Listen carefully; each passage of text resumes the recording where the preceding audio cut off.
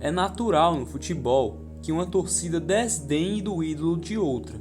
Mais natural ainda é que quando um jogador deixe um clube pelo seu rival, ele automaticamente passe a ser considerado um traidor pela torcida do seu antigo clube.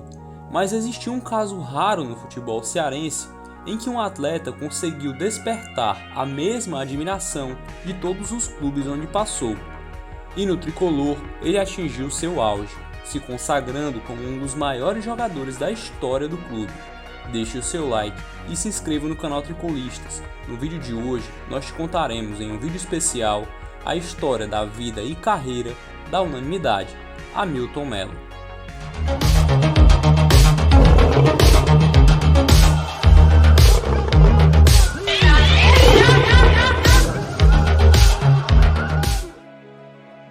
José Hamilton Melo de Carvalho nasceu em 1949 no distrito de Sucesso, no município de Tamboril.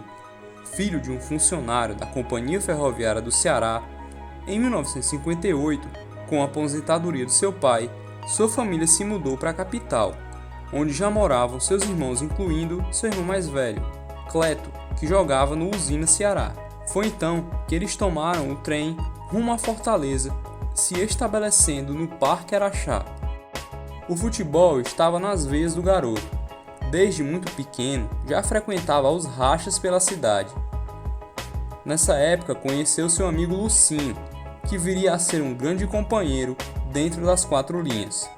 Passou por alguns clubes até ser artilheiro e melhor jogador do Campeonato Juvenil de 1966 por uma equipe de Morada Nova. Mesmo se destacando, não ganhava dinheiro com o futsal. Algumas vezes ganhava um lanche e só. Precisando ajudar nas despesas de casa, ele aceitou o convite para jogar em um clube chamado Internacional Futebol Clube, que era comandado pelo ex-jogador Walter Barroso, o mesmo nome de um famoso atleta da década de 1920. Só que aqui a gente não tem como confirmar se era o mesmo cara. Trouxe do futebol o pensamento rápido e o drible curto, sempre visando o gol. Como ele mesmo dizia, não se preocupava muito em marcar, conseguia jogar de ponta e de centroavante também. O time amador em que ele jogava fez uma parceria com o Guarani de Sobral para que o representassem no Campeonato Cearense de Aspirantes. Quando em 1966 o Bugre enfrentou o atual campeão estadual, o América. O adversário, naquela altura, contava com jogadores que passaram pelo Leão, como Luciano Frota, o goleiro Pedrinho Ribeiro e Ninoso, e sem piedade enfiou um sonoro 8-0 no Guarani de Hamilton. Mas apesar disso, ele foi contratado para jogar no time alvirrubro da Dom Manuel. Lá, no vestiário de um jogo contra o Ferroviário, o centroavante titular e o treinador se desentenderam. Foi então que o técnico do Mequinha jogou a camisa em Hamilton e avisou que ele seria titular. Melo fez 3 gols, deu 2 assistências e sofreu um pênalti. O Diabo Rubro venceu o time da Barra por 6-4. Esse jogo era válido por uma preliminar do jogo do Ceará contra o Fluminense, e a comissão técnica do time das Laranjeiras acompanhava a partida. Hamilton ficou eufórico, afinal ele tinha 17 anos e tinha destruído na partida contra os jogadores famosos do futebol local.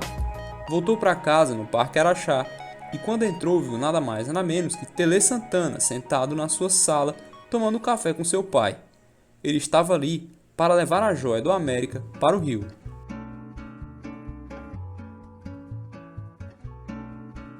Na capital carioca, ele foi morar na Concentração, juntamente com grandes nomes como o campeão mundial Castilho, que viria a ser treinador do Leão. Foi campeão carioca juvenil em 1968 e com destaque. Porém, Tele já dava indícios de que seria um treinador genial e acabou sendo promovido para o time de cima do Fluminense. Com isso, o novo treinador, Pinheiro, assumiu.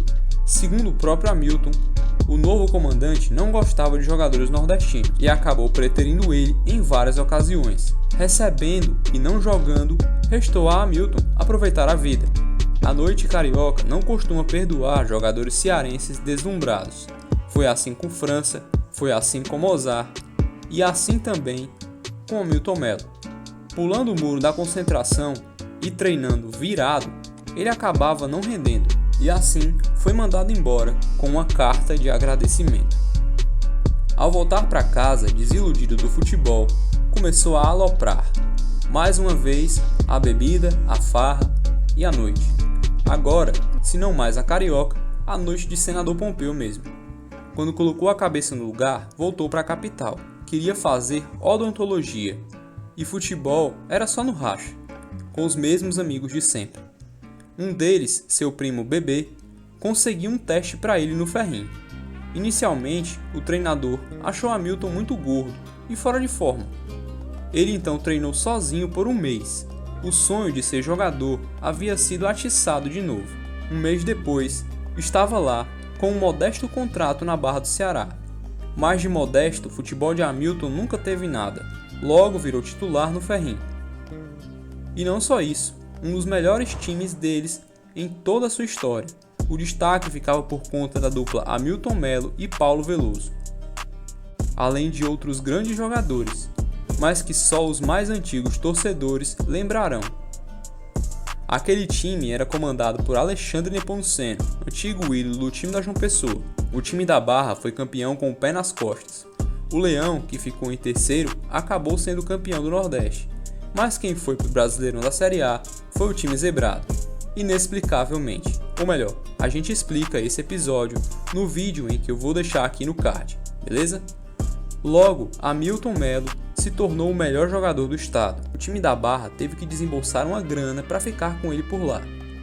Com o sucesso do Ferroviário no estado, mas sem participações em competições nacionais, era necessário emprestar o jogador, principalmente por causa do seu agora alto salário. Estava quase certo com o Vitória para jogar o Brasileirão, mas de repente seu velho amigo Tele Santana, agora treinador do Atlético Mineiro, atravessou o negócio e Hamilton foi municiar Dadá Maravilha no ataque do então campeão brasileiro. Até jogou muito bem, mas depois de um empate contra o Ceará no PV, ele resolveu levar alguns colegas de clube para conhecer as boates e a vida noturna da capital cearense. Às 4 horas da manhã, seu Corcel se chocou contra outro carro da mesma marca na Avenida Domingos Olímpio. A pancada na lateral comprometeu o retrovisor e quase que levava também seu olho esquerdo. Apesar de encerrar seu vínculo com o time mineiro, ele sobreviveu, mas esse olho em questão ainda lhe traria muitos problemas. De volta ao Ferroviário, em partida válida pelo cearense, em dividida com o lendário Mesquita, o canhão do PC, que agora defendia o Calouros, Hamilton levou uma pancada no mesmo olho acidentado. Já era. Poucos dias depois, foi constatado que sua retina estava rasgada. Na época, esse tipo de lesão representava o fim da carreira de um atleta. Tostão, um dos melhores jogadores da história da seleção brasileira, naquele mesmo período se aposentara por um deslocamento de retina. Cheio de incertezas, ele passou por cirurgia em São Paulo. Na volta, foi abandonado pelo clube. Jogado de lado, poucos acreditavam que ele ainda valia a pena, mas o Fortaleza acreditou. Presidido por Edmar Rabelo Maia na ocasião, o tricolor, campeão cearense de 1973, contratou Hamilton para jogar o Brasileiro.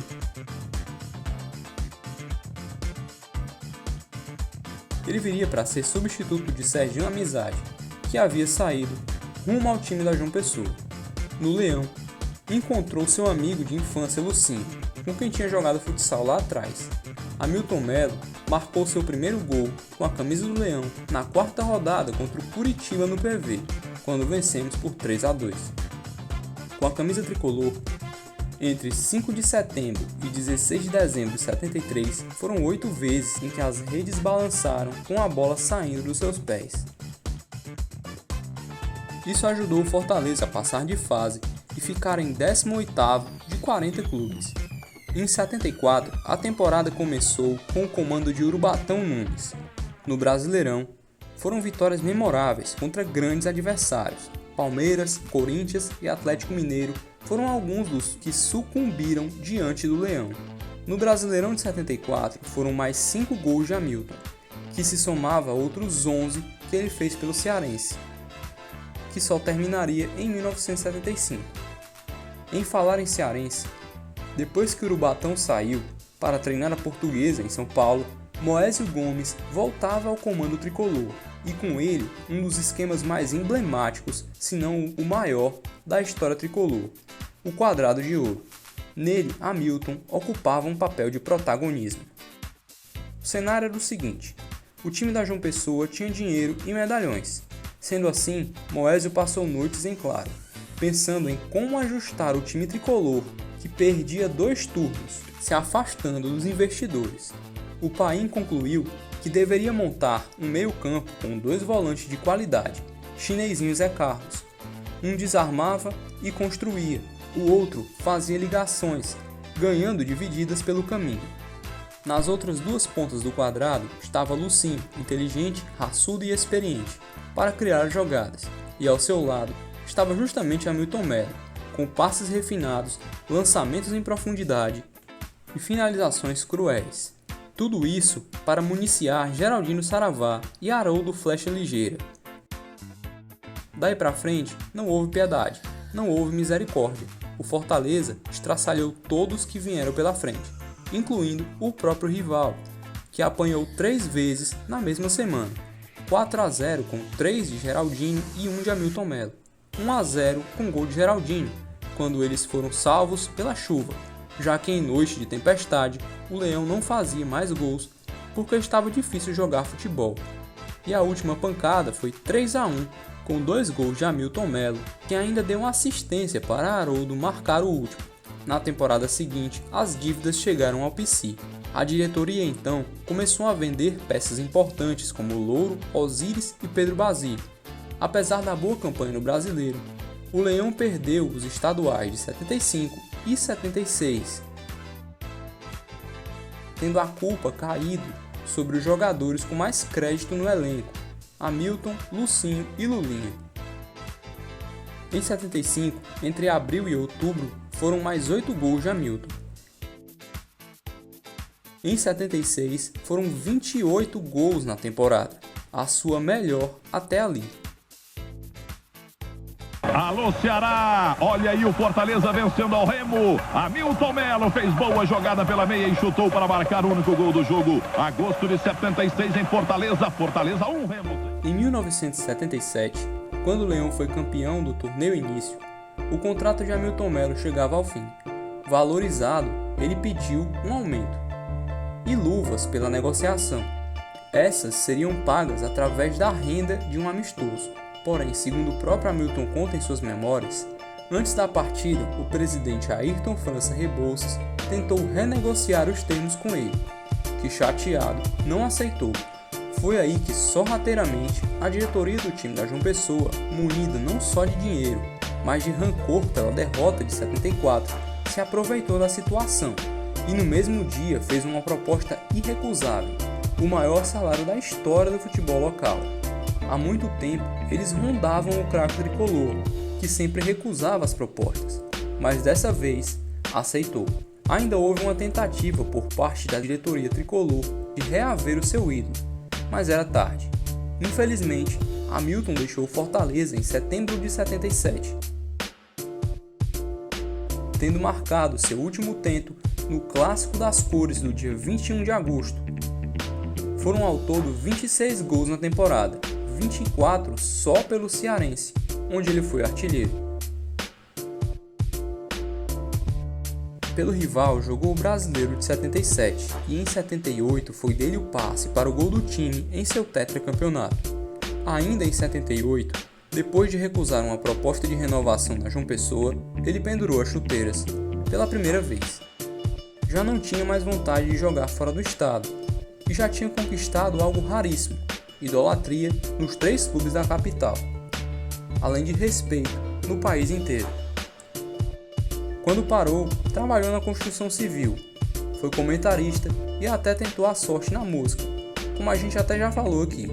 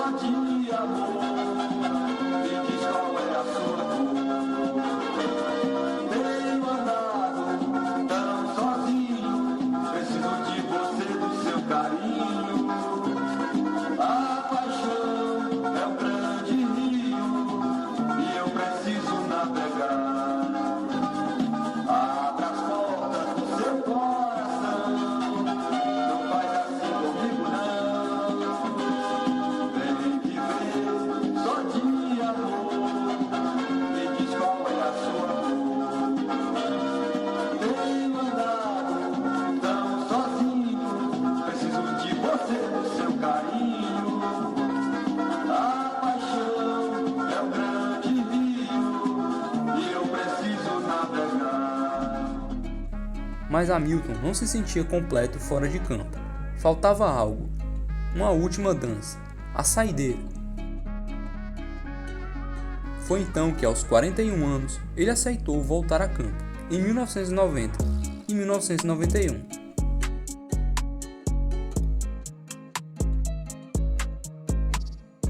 E não foi um desses ex-jogadores que voltam à ativa e ficam passeando em campo.